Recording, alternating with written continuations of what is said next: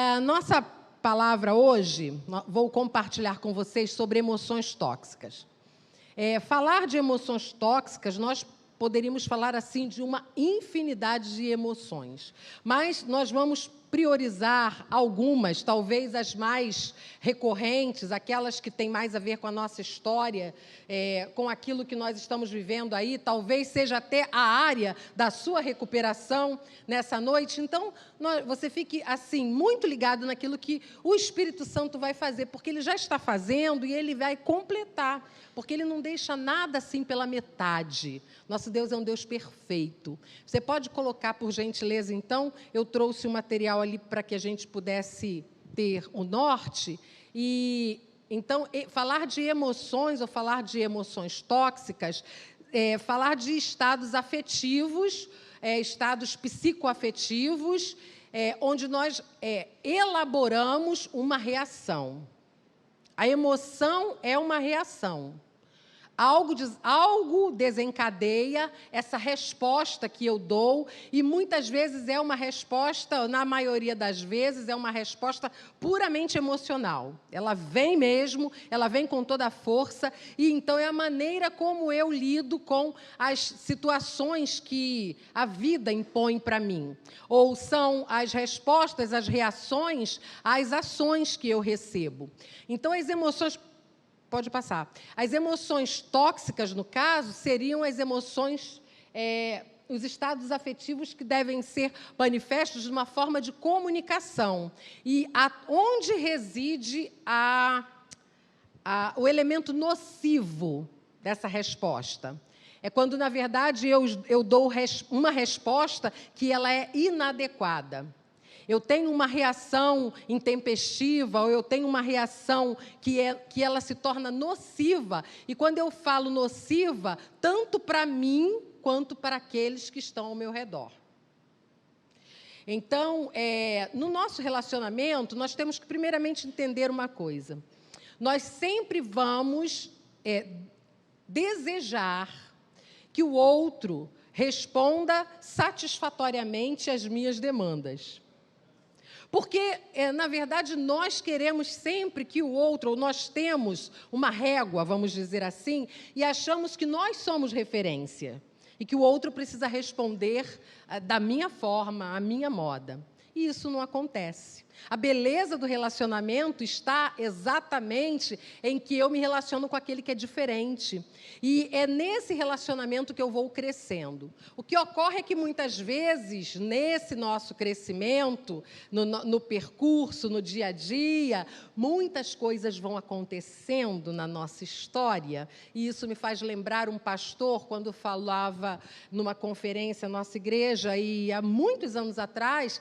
E eu não esqueci mais ele contando a experiência de uma ida a um estaleiro, onde os navios eram içados, eles vinham, para o estaleiro para uma manutenção. E ele foi levado por essa pessoa e recebeu ali uma aula, como que os cascos daqueles navios eram limpados, trabalhados, como que os especialistas, com ferramentas próprias, faziam a limpeza. E dizia ele para esse pastor, esse navio tem, e aí tinha muitos anos, que já rodava nos mares e tal, e então chega um momento em que ele perde a potência, ele tem que voltar, ele tem que vir para o estaleiro e ele precisa ser tratado. Um trabalho de meses, cuidadosamente limpo. Todas as impurezas do mar vão se agarrando, as coisas que vêm da poluição do mar. Então, todo tipo de sujeira. E isso fazia com que os navios perdessem a sua potência. Eles ficam pesados, eles ficam como que intoxicados e eles têm dificuldade, então, de cumprir a sua missão. Depois, ele dizia, e depois, quando esse trabalho todo é feito, quando esse trabalho todo é concluído, ele fica pronto, como se tivesse sido construído agora e estivesse realizando sua primeira viagem. E aí ele volta para o mar e ele dá toda a sua potência no mar, e aí fica ainda um bom tempo realizando as viagens marítimas, até que, novamente, ele volte para ser tratado. Nós estamos assim, na vida. Nós somos embarcações e estamos aí à mercê de muita coisa que vai grudando no nosso casco. E essas coisas podem ser as experiências difíceis, amargas, os traumas, os problemas, os vícios que você, com a vida, acaba desenvolvendo, os enroscos, as situações difíceis, tudo isso vai se agarrando. Você continua, o navio continua, mas chega um determinado momento que ele está pesado, e aí ele precisa de tratamento. Quando nós falamos de emoções tóxicas, nós estamos falando de uma embarcação que está comprometida. Quando falamos de emoções tóxicas, me vem à mente, hoje as pessoas falam muito do detox. Existe um suco detox que ele vai ajudar a fazer uma limpeza no nosso organismo. E quando a gente toma esse suco, quem toma o suco regularmente, começa a perceber que realmente suco natural, feito apenas com vegetais, com frutas, com coisas naturais, aquilo que Deus nos dá.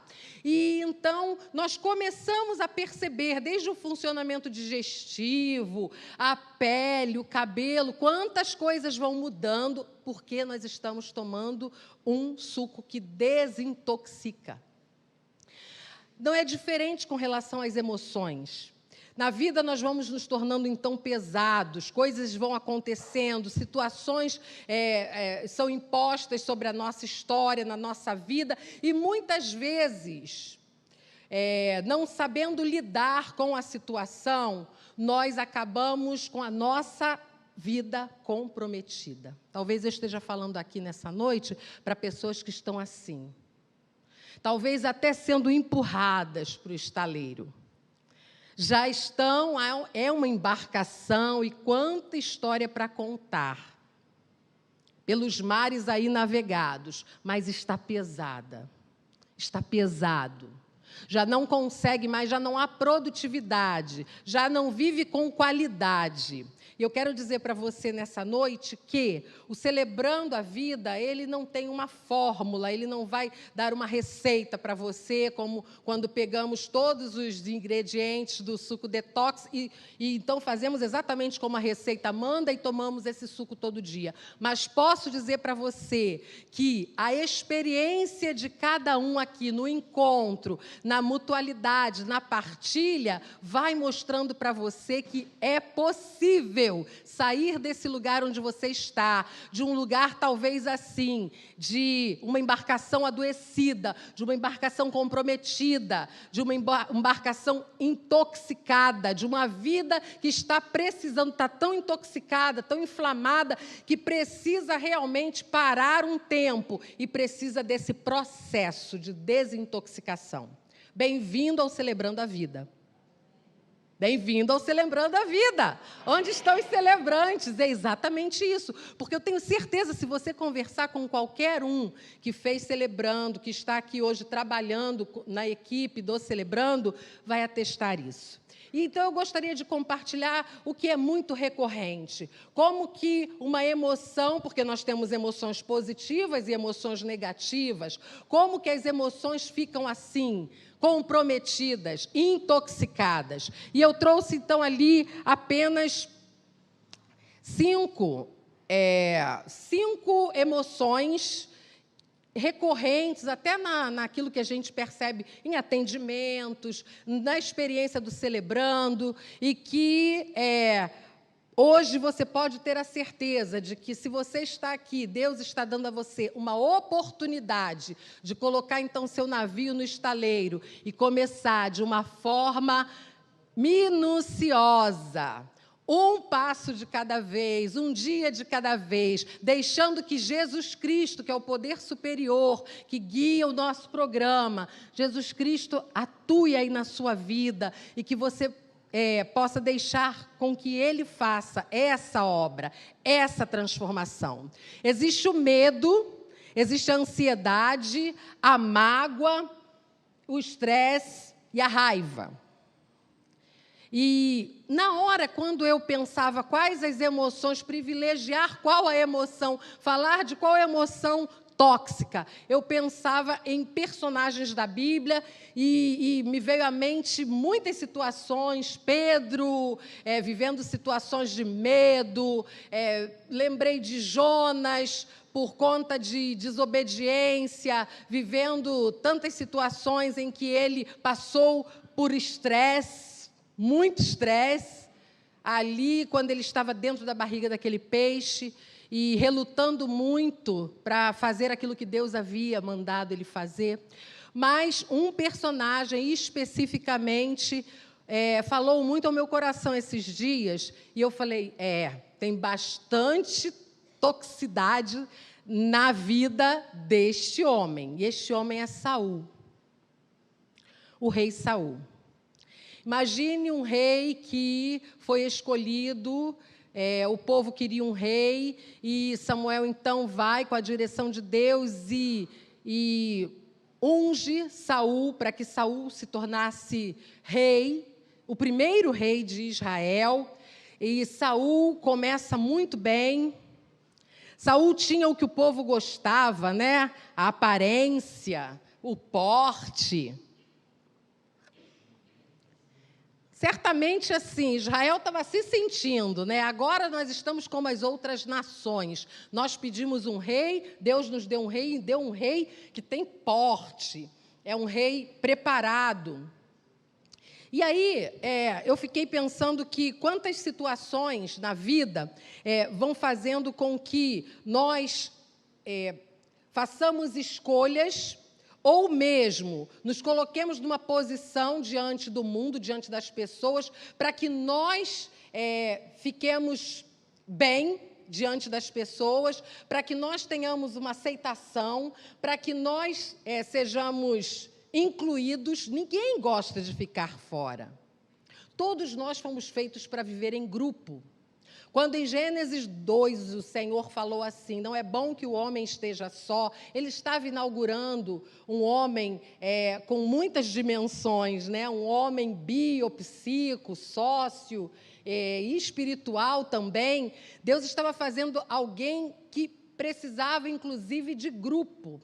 Nos fez seres gregários, a gente precisa de gente. E muitas vezes, porque precisamos do outro, e realmente o outro nos abençoa, o outro sinaliza aquilo que eu não consigo ver, o outro me ajuda a crescer, essa alteridade vai trazendo um crescimento muito grande para a nossa vida. Ninguém cresce sozinho. Nós crescemos com o outro, nós crescemos na diversidade, nos grupos, na diferença de opiniões. É dessa forma que a gente cresce. É difícil, né, no casamento, duas pessoas tão diferentes, mas é isso que o Senhor prepara para a gente. E aí, muitas vezes, o que acontece é que é tão difícil, que nós queremos abrir mão disso.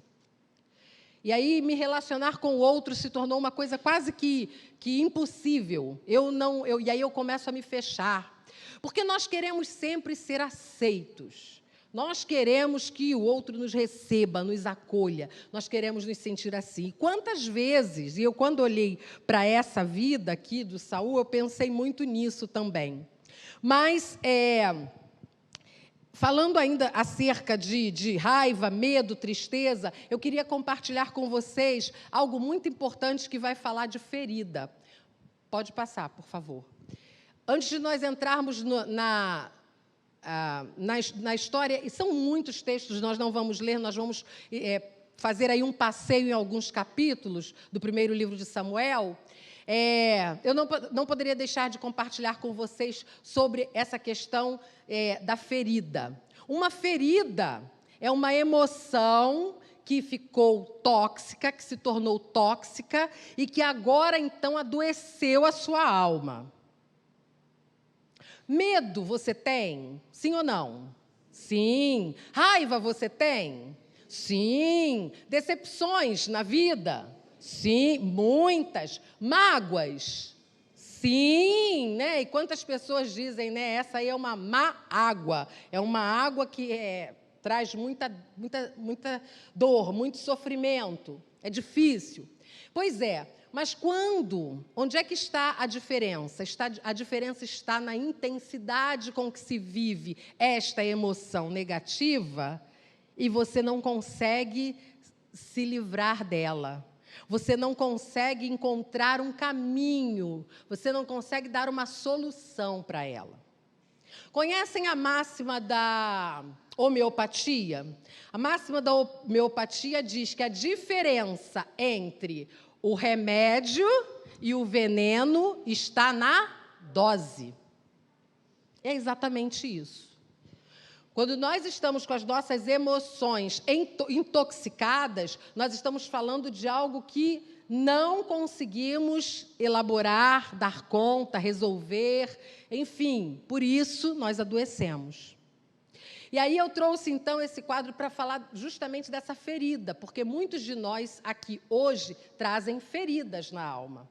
E a ferida vai fazer com que a sua embarcação, ela perca o vigor. A ferida vai fazer com que você perca muito da sua potência. A ferida, na verdade, te incapacita muitas vezes. Tira de você todo o poder, toda a sua força. E então, por conta desta ferida, e muitas vezes as feridas não são tratadas, muitas vezes as feridas são feitas manutenções, elas são mantidas, e esse é um grande perigo. Nós vamos continuar enfermos, e nossas emoções continuarão adoecidas. Todos nós temos a oportunidade de desintoxicarmos. Deus nos dá essa oportunidade. A vida nos proporciona experiências com o outro, e esse outro pode ser o seu marido, o seu filho, o seu líder, pode ser o colega de trabalho, enfim, tantas pessoas podem ajudar você. A questão é que você precisa querer ser tratado. E muitas pessoas não querem. Por isso que quando Jesus fez aquela pergunta para o homem na beira do tanque, o que é que você quer? Ora, estavam ali todos os que queriam a sua cura. Por isso que quando Jesus perguntou também para o cego, o que queres que eu te faça? Para o cego, o que queres que eu te faça? Para aquele homem ali na beira do tanque, ele pergunta, você quer mesmo ser curado? Você quer ficar bom? Ora, curioso isso. Claro, se ele está no lugar onde acontecem os milagres, ele queria ser curado. Mas quando Jesus faz essa pergunta, e que é a pergunta que faz para mim e para você também, você de fato quer mudança? Ou você quer fazer a manutenção da sua ferida? Quando nós fazemos a manutenção da nossa ferida, queridos, nós vamos adoecendo, vamos morrendo e fazemos quem está ao nosso redor adoecer e morrer também. Quando nós fazemos manutenção das nossas feridas, nós estamos dizendo assim, eu não consigo sair desse lugar, ou eu não posso sair desse lugar. Existem pessoas que se alimentam das suas feridas. E Deus não tem prazer nisso. Pessoas que vivem, puxam a cadeira da autocomiseração e dizem, olha para mim, eu preciso tanto, eu não tenho condições. Você não consegue se relacionar muitas vezes com essas pessoas, porque é complicado mesmo, é adoecedor. É difícil, né? Elas conseguem, elas têm um poder com esse estágio tão adoecido de minar também as nossas forças. A gente está ali querendo ajudar e a pessoa se coloca numa posição de vítima e quando ela descobre que ela tem ganhos, e esses ganhos não são ganhos secundários, né? Com esse lugar da doença, porque aí alguém vem e dá atenção, porque alguém vem e faz um carinho, porque alguém vem e dá alguma coisa, supre alguma necessidade. Quando ela descobre isso é terrível. Eu espero que você, nessa noite, pense que o Senhor, Ele tem, nós cantamos aqui sobre aquele Jeová Jireh, o Jeová Rafá, aquele que cura, aquele que supre todas as nossas necessidades. Ele tem para você vida. Amém? Ele tem vida, Ele não tem sobrevida para você. Nós não servimos um Deus de metades, é um Deus de coisas inteiras, de coisas acabadas. É um Deus que, quando começa alguma coisa na nossa história, Ele finaliza. Porque Ele mesmo diz, Ele é o alfa e Ele é o ômega. Nós estamos vivendo aqui, esse processo. Mas no processo vamos ter feridas? Sim, muitas. Vamos viver situações complicadas? Sim.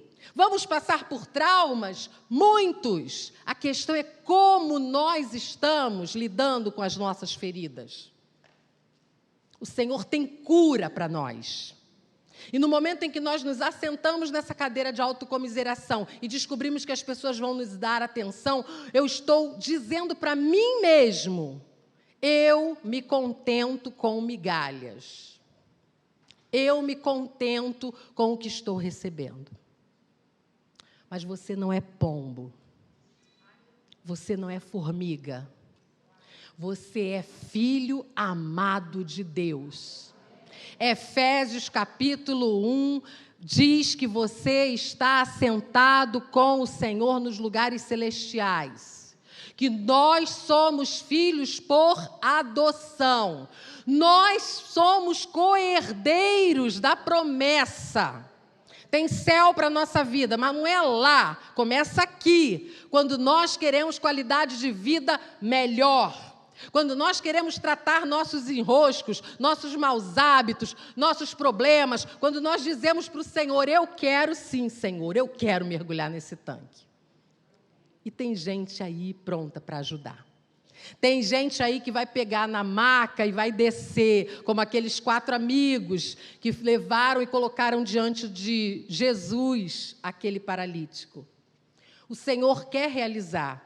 A questão é onde que eu estou desse processo. E aí, então, a ferida era o que eu queria falar para vocês, que raiva nós vamos sentir, mas se nós não tratamos esta ferida, se nós continuamos a fazer a manutenção, isso vai virar ressentimento.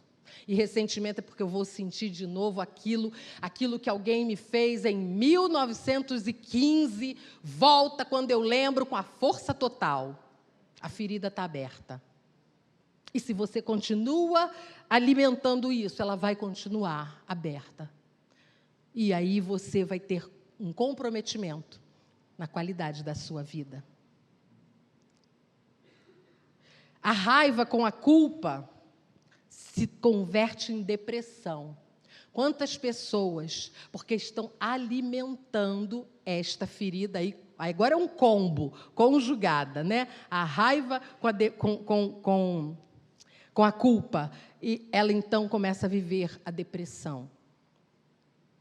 O medo, quando não conseguimos tratar daquele medo que nos paralisa, aquele medo que não nos deixa avançar, aquele medo que começa a tomar uma proporção tão grande que ele se torna muito maior do que eu, ele me domina. E então eu já não tenho mais condições de fazer uma série de coisas. Ele me limita, ele limita a minha história, ele limita a minha vida, ele se transforma em ansiedade. Porque o ansioso é o medroso. Aquele que sofre de ansiedade, ele, na verdade, está com medo. Está com medo de não dar conta do que vem pela frente. Ele precisa antever, ele precisa saber, ele quer ter um poder que não tem. Para que, antes que as coisas aconteçam, ele já esteja, na verdade, preparado para recebê-lo. A tristeza vai se transformar em apatia se nós não tratarmos.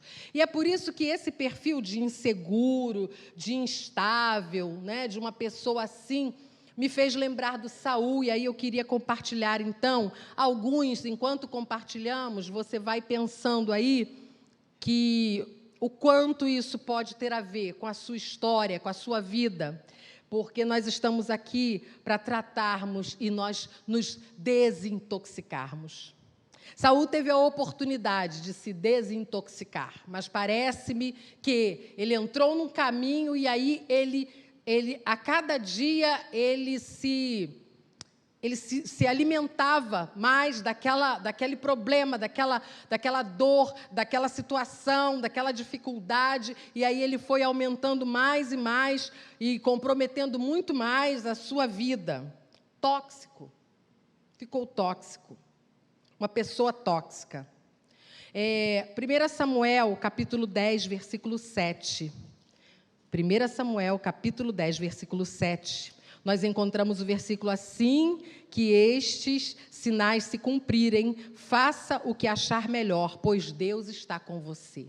Foi dada a ele a liberdade de fazer o melhor, porque Deus estava com ele. O texto anteriormente vai dizer que Deus, a unção do Senhor estava sobre ele e que ele teria um reino abençoado. Então, Deus era com ele. Mas em 1 Samuel, capítulo 13, versículo 8, aqui nós temos um momento em que Samuel repreende Saul, porque Saul, ele já estava reinando já há algum tempo, e ele, então, pela sua ansiedade, pela sua impaciência, talvez por essa necessidade de controle, ora, eu sou o rei. E aí, então, ele se colocou numa posição acima até mesmo de Deus, desobedecendo. O que ele fez? Ele não esperou Samuel. Versículo 8, ele esperou 7 dias, o prazo estabelecido por Samuel. Mas Samuel não chegou, e os soldados de Saul começaram a se dispersar. E por conta disso, ele ordenou: tragam-me o holocausto, os sacrifícios de comunhão. Saul então ofereceu o holocausto. Quando terminou de oferecê-lo, Samuel chegou e Saul foi saudá-lo. Perguntou-lhe Samuel: o que você fez? Saul respondeu: quando vi que os soldados estavam se dispersando e que não tinham chegado no prazo estabelecido, e que os filisteus estavam reunidos em Micmas, pensei: agora os filisteus me atacarão em Gilgal, e eu não busquei o Senhor. Por isso senti-me obrigado a oferecer o holocausto. Disse Samuel: você agiu como tolo, desobedecendo ao mandamento que o Senhor, o seu Deus, lhe deu. Se você tivesse obedecido, ele teria estabelecido para sempre o seu reinado sobre Israel. Mas agora o seu reinado não permanecerá. O Senhor procurou um homem segundo o seu coração e o designou líder do seu povo, pois você não obedeceu ao mandamento do Senhor. Meu Deus, o que uma pessoa impulsiva, o que uma pessoa ansiosa, o que uma pessoa preocupada com os resultados, ela vai fazer? Ela desobedece, era a ordem do Senhor. Ele não esperou o profeta. E porque ele não esperou o tempo de Deus, no seu tempo ele foi resolver as questões, ele começou a se enrolar e a viver essa reprovação do Senhor. Sabe, aqui eu fico pensando muito que muitas vezes esse medo de errar, essa preocupação com os resultados, a necessidade que nós temos do controle, vai muitas vezes nos fazer viver situações em que vamos ter que arcar com consequências seríssimas na nossa vida. É preciso que nós tenhamos a certeza, vivamos na serenidade, que o Senhor está no controle. O que eu posso fazer, eu vou fazer. O que eu não posso fazer, o Senhor vai fazer. E eu tenho que saber, a oração da serenidade começa assim, né? Eu tenho que saber a diferença entre o que eu posso e o que eu não posso e caminhar, negociar na minha vida. Saul também viveu uma outra experiência por conta da sua vaidade. E talvez o problema que você esteja vivendo seja um problema de vaidade. Quantos de nós somos tão vaidosos? E a vaidade está muito ligada ao orgulho, não é? Também à autossuficiência. 1 Samuel 15, 9 e 12 vai falar acerca de uma outra experiência. O Senhor rejeita Saul como rei. E nesse texto, Saul, o versículo 12 diz que de madrugada Samuel foi ao encontro de Saul, mas lhe disseram: Saul foi para o Carmelo, onde ergueu um monumento em sua própria honra. Saul sai, há uma guerra, e aqui Deus tinha dado também orientações muito claras através do profeta, e ele não poderia guardar nada, ele tinha que matar o rei, ele tinha que acabar com todos os despojos, ele tinha que matar todos os animais, mas ele aqui faz duas coisas que são típicas de quem está intoxicado, tem as suas emoções intoxicadas. Ele poupou a vida do rei, do Agag, poupou o melhor das ovelhas, dos bois, dos bezerros, pouparam tudo que era bom. Tudo que era desprezível e inútil destruíram, mas eles pouparam o que era bom. Versículo 9. E no versículo 12, ele então ainda constrói esse altar em sua própria honra, esse monumento em sua própria honra. Queridos e queridas,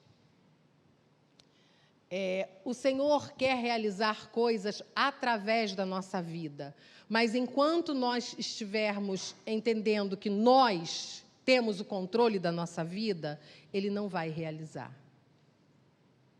Talvez eu esteja falando para algumas pessoas aqui que já se cansaram, estão exaustas, adoeceram, porque estão querendo ter o controle da sua vida. Sabe, aquela cadeira ali, ela foi feita para suportar, sei lá, mais de 100 quilos, pastor Meise? Mais de 100. Então, eu sei que eu posso chegar aqui nessa cadeira e eu posso me assentar e me jogar. Porque eu creio que ela foi preparada para me sustentar. Mas nós, quantas vezes estamos duvidando que o Senhor possa ter o controle da nossa vida? E nos assentamos, sabe como? Colocando todo o peso nas nossas pernas. Nós nos cansamos. E nós nos afadigamos desnecessariamente. Porque o Senhor está dizendo assim, vem e cai no meu colo. Tá? É a medida, é a sua medida, é a medida da sua necessidade. Mas nós estamos, muitas vezes, assim, temerosos de entregar o controle para o Senhor e colocamos o peso sobre nossas pernas.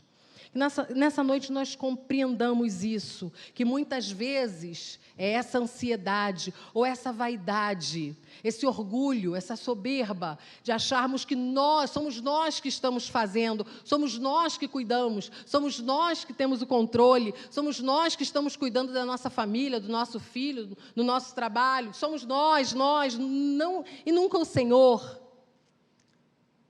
Talvez nós estejamos vivendo uma experiência assim. E, naquele momento, então, o reinado foi retirado de Samuel.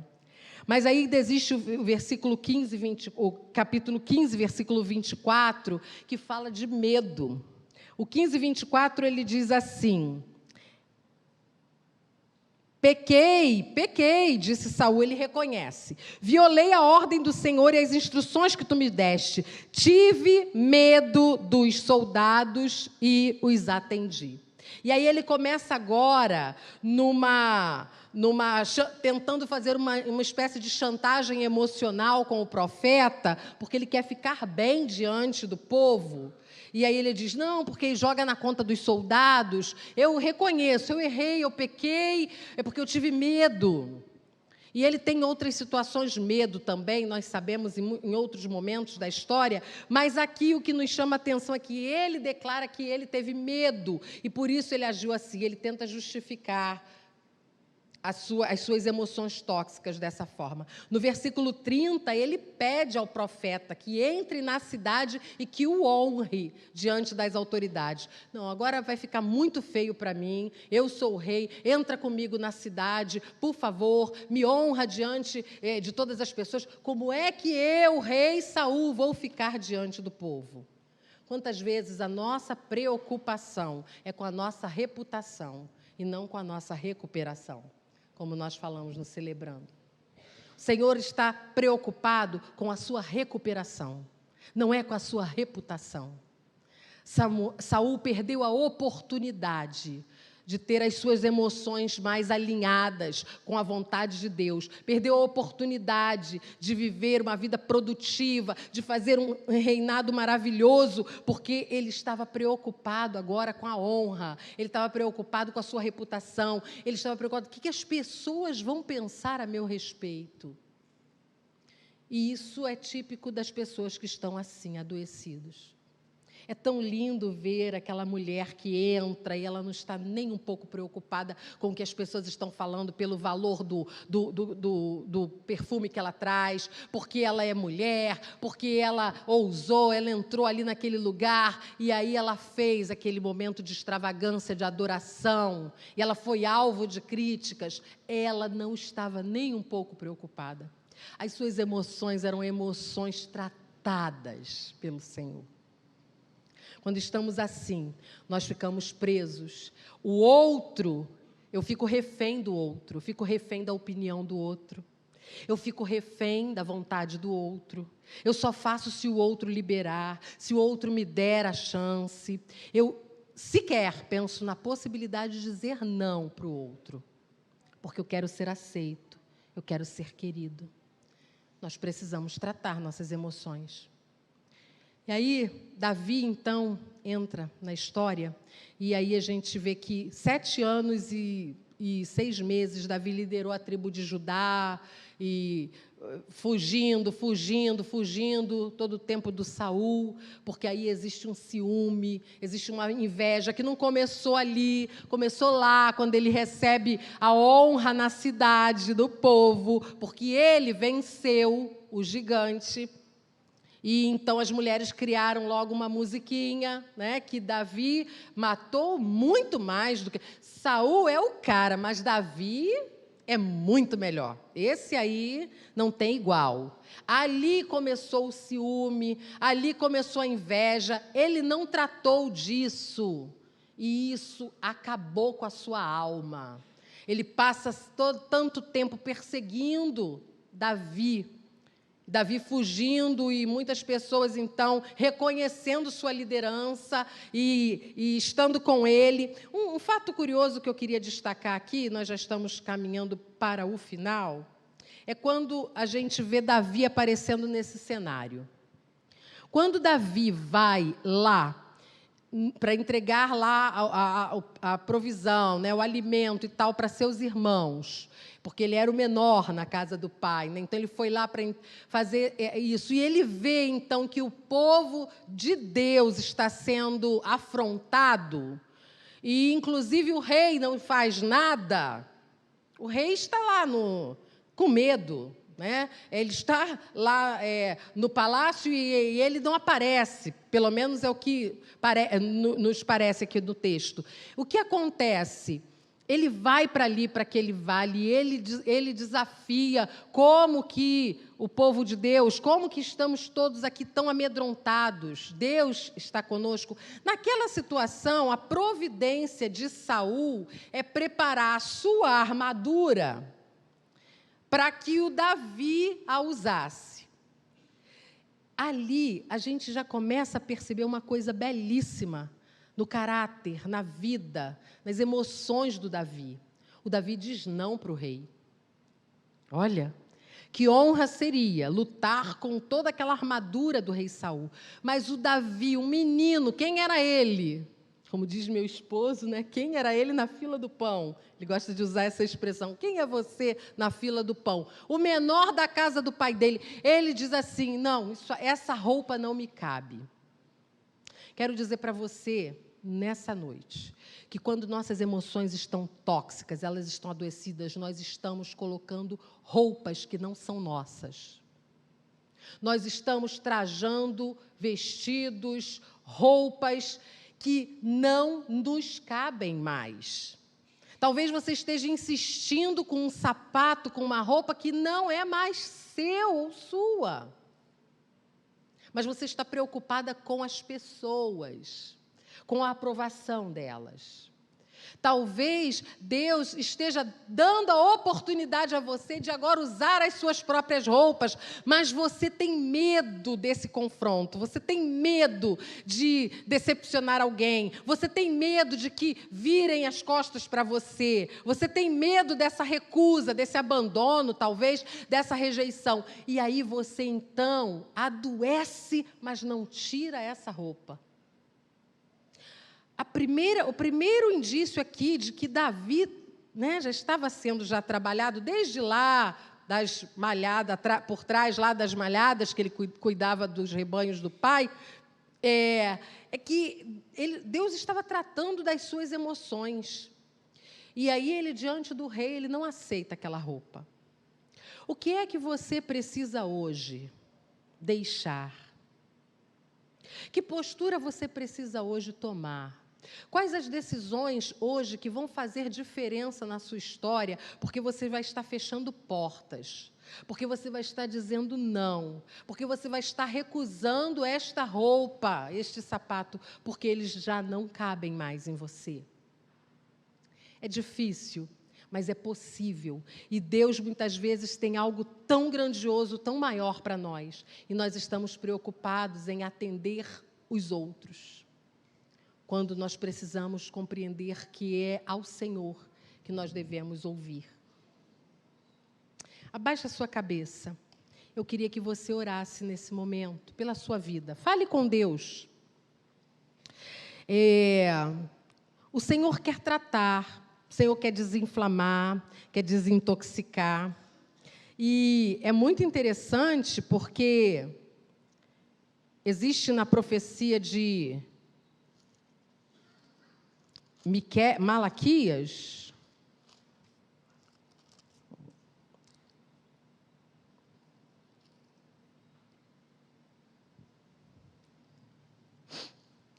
algo tremendo. Você sabe que logo depois de Malaquias, a gente tem, então, antigamente a Bíblia tinha, né, aquelas 4 páginas brancas, hoje não tem mais, né? Economia de papel, e isso tem um significado muito grande. Aqui, entre o Antigo Testamento e o Novo, haviam 4 páginas, que significavam os 400 anos de silêncio de Deus. Muitas guerras dos Macabeus, o período chamado intertestamentário. Mas Malaquias, no final, 4, versículo 2, queria que você fosse, então, para casa com esse texto no seu coração. Malaquias 4, versículo 2. Mas para vocês que reverenciam o meu nome, o sol da justiça se levantará, trazendo cura em suas asas. O Senhor tem cura para você. O Senhor tem cura. Ele quer curar a tua história, Ele quer te dar uma roupa nova, a roupa que tem a tua medida. Ele quer dar uma nova mente para você, um novo coração. Ele quer encher você de ousadia, de coragem, para você vencer os seus medos, esse sentimento de inadequação. O Senhor quer fazer coisas grandiosas na sua vida, porque Ele quer que você celebre vida. E ele diz, e é promessa, para vocês que reverenciam o meu nome, o sol da justiça se levantará, trazendo cura em suas asas. É interessante porque essa palavra cura, lá no hebraico, é kassaf. E sabe o que significa? Significa orla, ponta, extremidades da veste. Quando nós vamos lá no Novo Testamento e vemos aquela mulher que toca no manto de Jesus, toca na orla, toca na ponta das vestes de Jesus, está tocando no cassebe. A mesma palavra que Malaquias profetiza muitos anos antes da chegada de Jesus. Diz, o sol da justiça virá, trazendo cura da ponta das suas vestes. Traz cura nas suas asas. É a ponta da veste de Jesus. Jesus quer tratar do seu coração. Jesus passa e a gente tem que aproveitar a oportunidade. Abaixa a sua cabeça e você vai orar agora. Talvez Deus esteja ministrando aqui cura nesse momento emocional. Pode estar também trazendo cura física. O Senhor pode estar dando para você agora liberdade. Eu quero agora ter uma nova mente, uma nova maneira de agir, uma nova maneira de proceder. Deus está fazendo. Nesta noite, cabe a você tomar essa decisão. Enquanto o Ministério de Louvor do Celebrando a Vida vai cantar, se você sentir no seu coração o desejo, você vai vir aqui à frente e juntos nós vamos orar. Vou pedir a pastor Meise, pastor Gilmar, se houver outros pastores, pastoras, vão estar aqui recebendo vocês e vão orar sobre a sua vida. Porque eu sei que o Senhor quer completar uma obra no seu coração.